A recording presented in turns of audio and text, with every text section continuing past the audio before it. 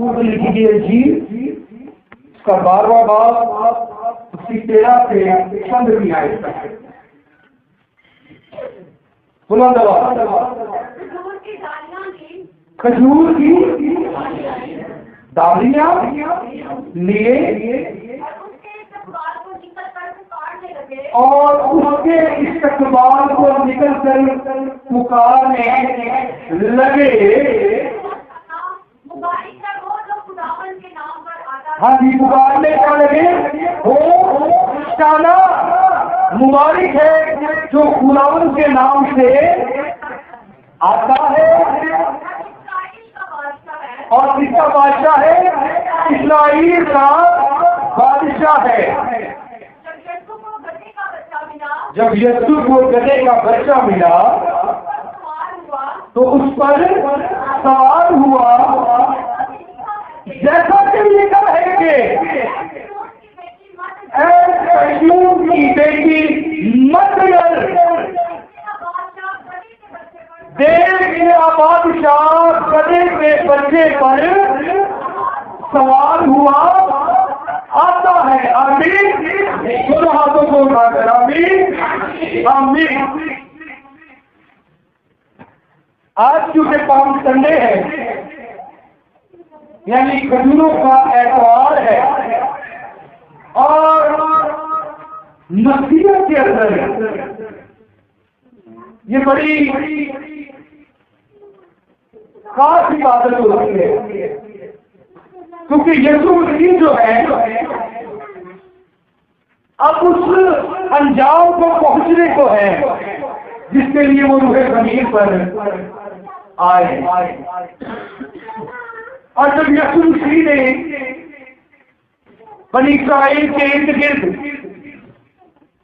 खिदमत की, तो फिर जब यरूशलेम के अंदर दाखिल हुए तो कौम ने ये सुनकर बड़ी खुशी मनाई कि हमारे दरमियान अब यीशु मसीह आने को है। दो चीजें आज मैं आपकी नजर पेश करूंगा,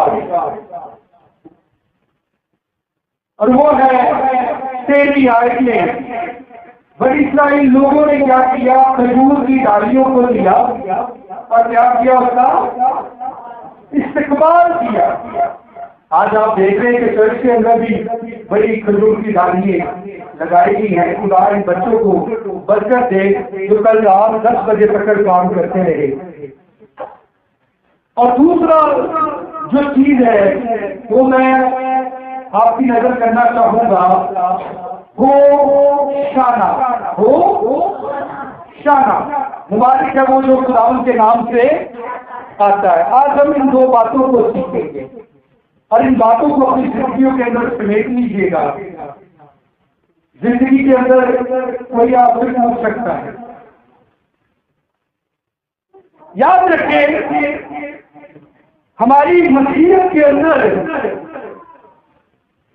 और ना सिर्फ मसीहत के अंदर बल्कि यहूदियत के अंदर ये जो खजूर की डालियां हैं ये बड़ा अहम किरदार अदा करती है। ये बड़ा अहम किरदार अदा करती है। पुराना अहदनामा इस बात से भरा हुआ है कि जगह ब जगह हमें ज़ैतून की डालियों का और खजूर की डालियों का जिक्र दिखाई देता है। इसके लिए आप निकालिएगा अखबार की किताब, उसका 23 बाब का लिखा है। अखबार की किताब जिसे शरीयत की किताब कहा जाता है, हुक्मों की किताब कहा जाता है, मर्द खुदा मूसा के हाथों से तहरीर की किताब कहा जाता है। हाँ जी, 23 बाब 40 है। हाँ जी, तो तुम पहले दिन क्या करना? खुशनुमा दरख्तों के फल क्या लेकर आना? फल लेकर आना, और क्या लेकर आना? खजूर की डालियां लेकर आना, फल लेकर आना, खजूर की क्या लेकर आना, डालियां। ये जो डालियां आप देख रहे हैं, खजूर की डालियां लेकर आना। अब याद रखें, फिर हम जब नहमिया की किताब का मुताला करते हैं, नहमिया की किताब उसका 8वां बाब और उसकी 14 और 15 आए, तो वहां पर भी हमें ये जिक्र दिखाई देता है। मर्द खुदा नहमिया जो है इस बात की तरफ हमारी तवज्जो लेकर जाता है कि बनी इस्राइल के अंदर, यानी यहूदियत के अंदर ईद मनाई जाती है। क्या मनाई जाती थी? ईद मनाई जाती थी, और उस ईद के अंदर खजूर की डालियों का इस्तेमाल किया जाता। ये तो बाइबल की। अब इस बात को याद रखें, खजूर की डालियां जो है ये अमन क्या पैगाम देती है? ये क्या पैगाम देती है? अमन का पैगाम देती है, ये तसल्ली का पैगाम देती है। और पुराने जमाने के अंदर खजूर की डालियों के साथ बादशाहों का भी इस्तेमाल किया जाता, बादशाहों का भी इस्तेमाल किया जाता था। जब कोई बादशाह किसी सल्तनत के अंदर दाखिल होता तो याद रखे उस मुल्क के लोग अपनी खुशी का इजहार खजूर की डालियों से किया करते हैं। अब जब यीशु मसीह जो है बनी इस्राइल के अंदर दाखिल हो रहे हैं, तो याद रखिए ये बात कौम में कोई अनजाने में नहीं की, बल्कि बुजुर्गों की रवायतों के मुताबिक ये बात की गई। और यीशु मसीह का खजूर की डालियों से क्या किया गया?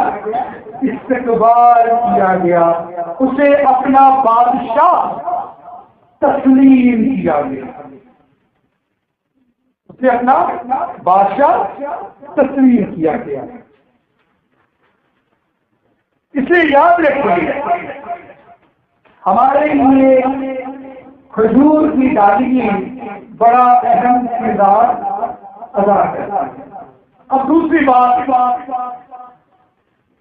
बनी इस्राइल के लोग कहने लगे हो शाना, मुबारक है वो जो खुदावंद के नाम से आता है। याद रखिए लफ्ज एक इब्रानी लफ्ज है, ये लफ्ज इब्रानी लफ्ज है हो शाना। इसके अगर मायने आप देखना चाहते हैं तो ज़बूर की किताब निकाल लें, ज़बूर 118 उसकी आयत नंबर 24 और 25। ये जुमला इब्रानी है और इसके मायने बड़े खास है, हमारी अकल से पाला कर है ये मायने। हाँ जी, ये वो दिन है जिसे खुदावन ने क्या किया? मुकर्रर किया। हम इसमें क्या होंगे? शादमान होंगे। 25 आए काफले को। हाँ जी, दो शब्द का मतलब क्या है? ए खुदावन क्या करे? बचा ले। ए खुदावन हमें क्या बख्शे? खुशहाली बख्शे। बनी इस्राइल के लोग कहने लगे हो शाना, जिसके उर्दू में मायने है आप खुदावन हमें बचा ले, आप खुदावन हमें खुशहाली अता कर, हमें बचा ले, हमें खुशहाली अता कर। फिर मत्ती की इंजील 21वां बाब नामी आए।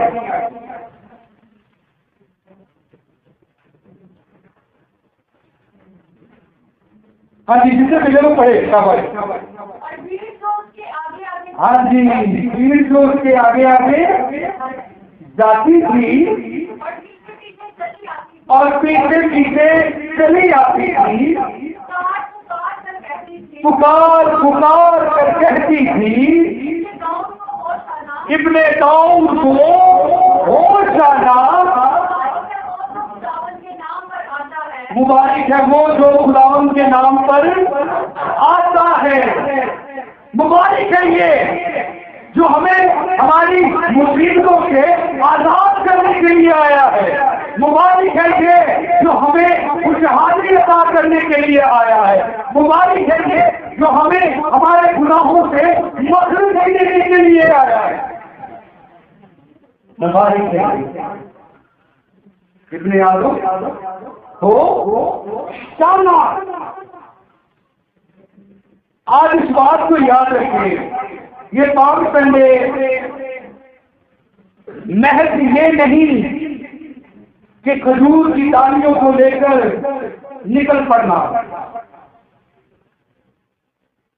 पाक संडे ये है कि यीशु को अपना निजात दहिंदा कबूल, यीशु को अपना निजात दहिंदा कबूल करना और उसके नक्शे कदम पर चलना, उसके आइन को मानना, उसके हुक्मों को मानना, उसकी हजूरी में अपने आप को झुकाना।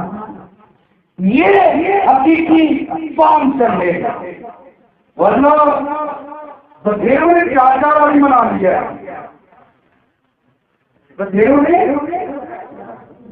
लेकिन उसे अपना मनजी नहीं, उसे अपना जिंदगी का हिस्सा नहीं किया।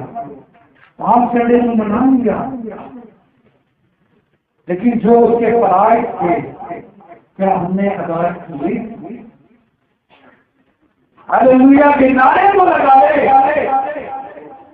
डालियां भी पकड़ ली, जलूस में भी शामिल हो गए, बड़ी बड़ी खेतें ब्याह सब कुछ कर लिया, लेकिन उसे कबूल ना किया। इसलिए इस बात को याद रखें, बाइबल मुकद्दस में लिखा है कि आदमी सब कुछ करे लेकिन अपनी जान का दुख उठाए तो उसे क्या होगा? उसे भी कुछ भी फायदा हासिल ना होगा। आज हमारे पास मौका है, जिस तरह बनी इस्राएल के लोगों ने खुदा यीशु मसीह को अपनाया, कबूल किया। याद रखिए ये बात कुछ छोटी मोटी बात नहीं थी उस दौर के अंदर, क्योंकि उस दौर के अंदर हुकूमत किसकी थी? रोमियों की। किसकी हुकूमत थी? और शरा के आलम फरीसी जो थे वो रोमियों के साथ मिले हुए थे, और उनकी मौजूदगी में जो यीशु के खिलाफ थे, जो यीशु को अच्छा नहीं समझते थे, उसकी तालीमात को अच्छा नहीं समझते थे, उनकी मौजूदगी में उन लोगों ने हुकूमत के साथ मत्था लगाया, शरा के आलमों के साथ मत्था लगाया, और यीशु मसीह की गवाही देने के बाद ना आया। आज हम ऐसा कर सकते हैं? आज हम क्या ऐसा कर सकते हैं? ये सवालिया निशान है मुझ पर भी और आप पर कि हम यीशु की गवाही दे सकते हैं। आमीन। हमारे तो मुल्क के अंदर